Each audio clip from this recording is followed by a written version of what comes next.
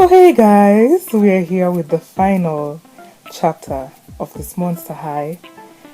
And well, I don't know what I don't know what your comments might be of the last part. I'm really sorry for what happened, but I'm just recording this after the one I just did. Oh, the last episode. And yeah, I hope this works and I hope things will go well. But let's go on this.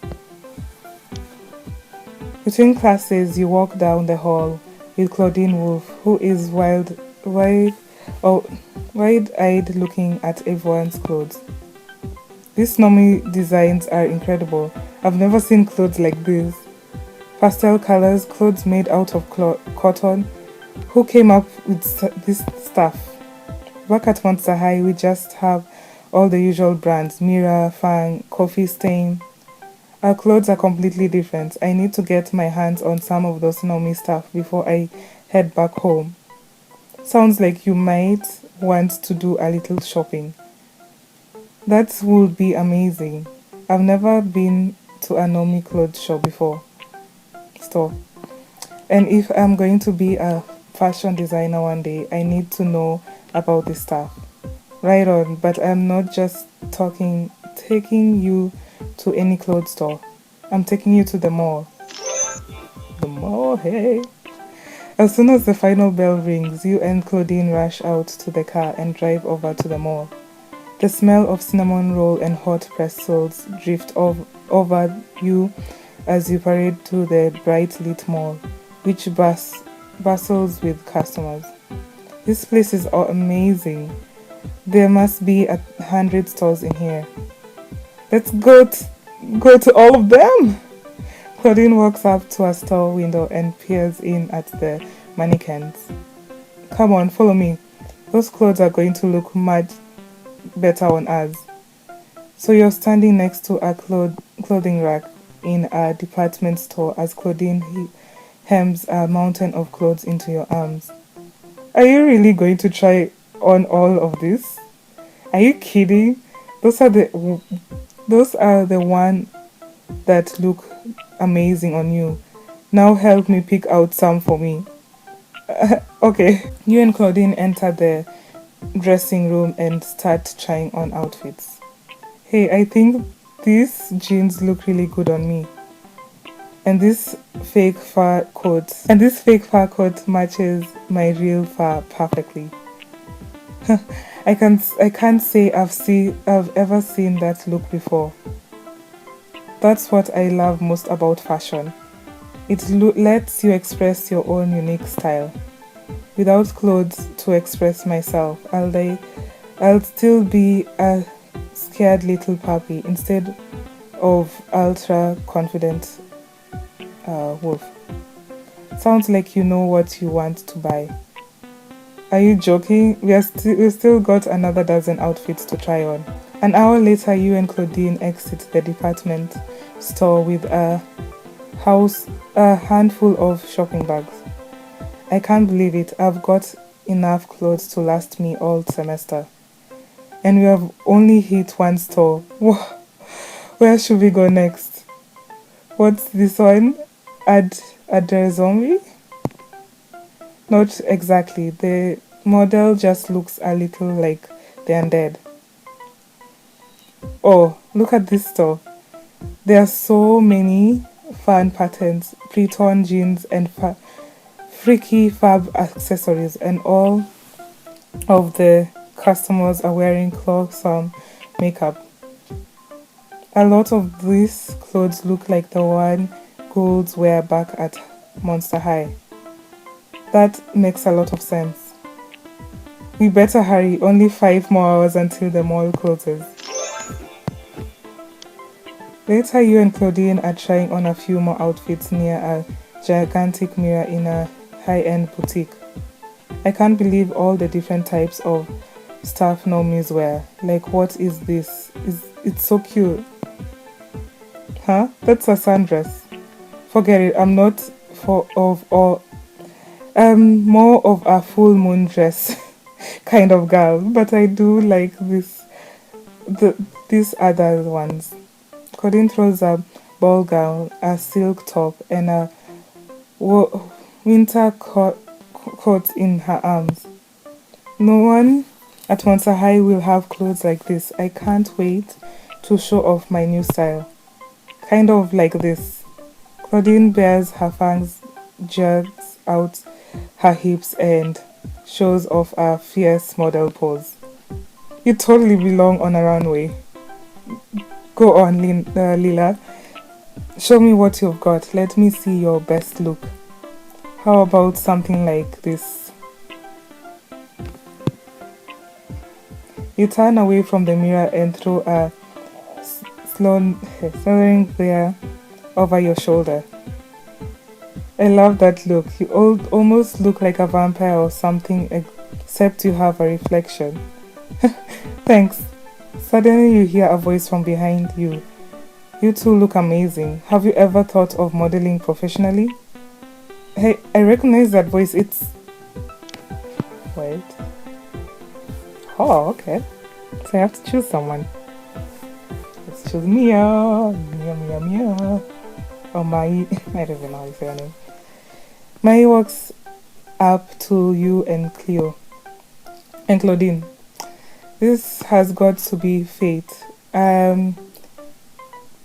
Interning with CC Beckman and top fashion designer in town. She's a Hollywood graduate. Oh my god, Hollywood you.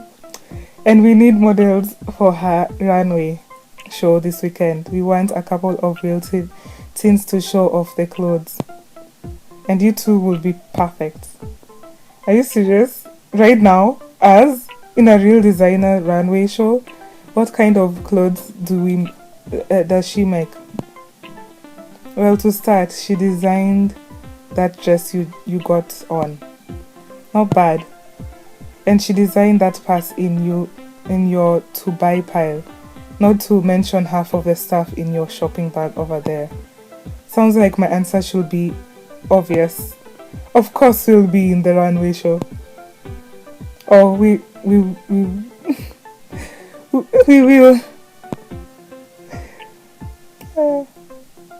The world never needs to see you. The world needs to see your fierce look. And I may be part wolf, but that wouldn't keep me from scattering my stuff on the catwalk. In that case, we are in. This is perfect. I'll see you both at the Maygold Hotel this Saturday. This should be spectacular. I'll make sure everyone we know is invited.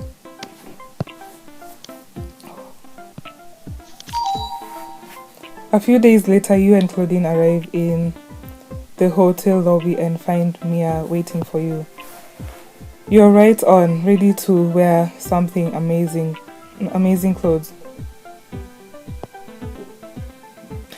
You look around the room, taking in the expensive chandeliers, the marble floors, and the well-dressed hotel guests. I hope so. I'm just a little overwhelmed. I didn't realize this place will be so upscale. All around you, men in three-piece suits and elegant dressed women roll expensive luggage over luxurious rugs as they enter and exit the hotel. A lot of these people are in the fashion industry. They are here to watch you in the show. Whoa. Don't worry, Lila. Once you have dressed in some designer outfits, you'll fit right in. Follow me backstage and I will introduce you to the other models. You follow Mia into a brightly lit room full of amazing, beautiful women. You will probably recognize a few of these faces, Lila and Claudine. A lot of these girls are world famous. Nice to meet you. The model smiles and introduces themselves. You know what, Claudine? You are right. We don't need to be intimidated by this place. Yes, so nice to meet you, everyone. You see a look of panic in Claudine's eyes. I think Claudine and I need to talk. We'll be right back. You and Claudine head to a corner of the dressing room where you can talk privately. What's going on? Do you see I clearly don't belong here, Lila? Look at those models. They all look exactly how a model is supposed to. And I look nothing like them. I'm not gonna put myself through this. Claudine starts heading to the door, but you run after her. Claudine, wait! You catch up to Claudine before she leaves. Claudine, don't you remember what you told me before? What you love most about fashion is that it lets you express your own unique style. Okay, I may have said something slightly like that at one point. Those are almost exactly your words. Your exact words. Claudine glances over at the models, all identical vision of flawlessness. I don't look like them, but I do look like me, and you know what? I look great.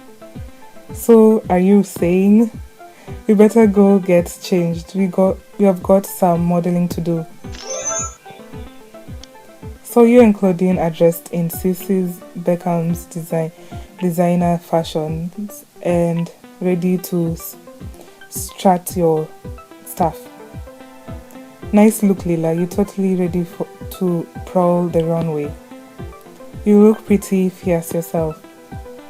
You peek outside and see your friends along with the other Monster High girls in the audience. These Nomi fashions are so strange. There's no pink lace-up boots in sight. I still don't understand why I wasn't invited to star in this show. I'm sure you would have been great, but I'm looking forward to seeing Lila and Claudine. Looks like our audience is waiting rather. So let's give them a show. You and Claudine strut out onto the runway, walking in tandem as you go and see Sissy Beckham herself watching you. Show her how fierce you are, Lila. Grrr. Fantastic. I love it. Now check out this look. Grrr. You girls, your friends cheer as you go by. That was spooky hot. I definitely need those clothes for my wardrobe. Imagine how good they'll look on me.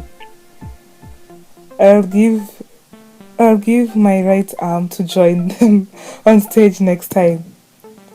The crew cheers as you and Claudine pivot on your heel and walk off stage. You two look amazing. Woohoo! After the show, you and Claudine meet with your friends backstage, and you two looked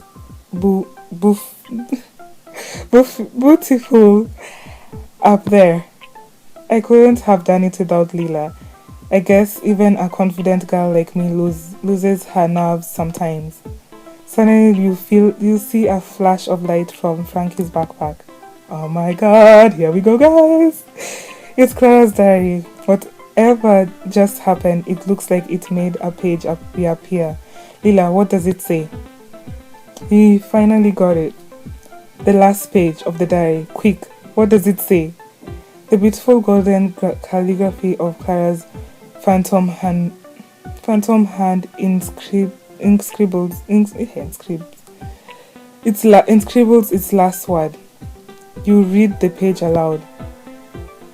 I went to the meadow just as Cyrus had asked. He was standing there in the middle. He seemed to have been waiting for quite some time. His face lit up when he saw me. He stepped towards me, but I told him to stay back. At first, he laughed, thinking I was joking, but then he saw my face and he grew pale. Oh no. I had rehearsed the words over and over in my head, but it was so much harder to say them out loud. I told him I didn't want to see him. Not now, not ever. I told him he had ruined my life. He didn't understand. He said he thought I loved him. I told him he thought wrong. Clara, no. Drive a stake through my heart. Why don't you? Between his bandages, I saw the tears welling in his eyes. It took every ounce of my strength to keep from crying myself. He turned away to hide his tears. He looked back at me once more. If he had held my gaze, if he had held my gaze a moment longer, I wouldn't have been able to bear it. But then he fled into the forest. The second he disappeared, I broke down sobbing. Cyrus was gone, but I had saved him. From my father, I said what I had to say to save him. I will carry his heartbreak for the rest of my life, but at least Cyrus will be safe. He will move on and forget me and be happy. He will be happy. Won't he, diary? That's it. That's Clara's last entry. No wonder Clara and Cyrus's spirit are heartbroken. Cyrus thinks the love of his life never cared for him, and Clara feels guilty for breaking Cyrus's heart. But if Cyrus knew Clara always loved him, he wouldn't be so sad. That's it, Dracula. Dracula is right. We just have to show Cyrus the truth, that the only way we can lift the breakup curse. But Cyrus is back at your school. Does that mean... That's right, Leila. You're coming with us to Monster High. Huh? Stay tuned. Are you freaking serious?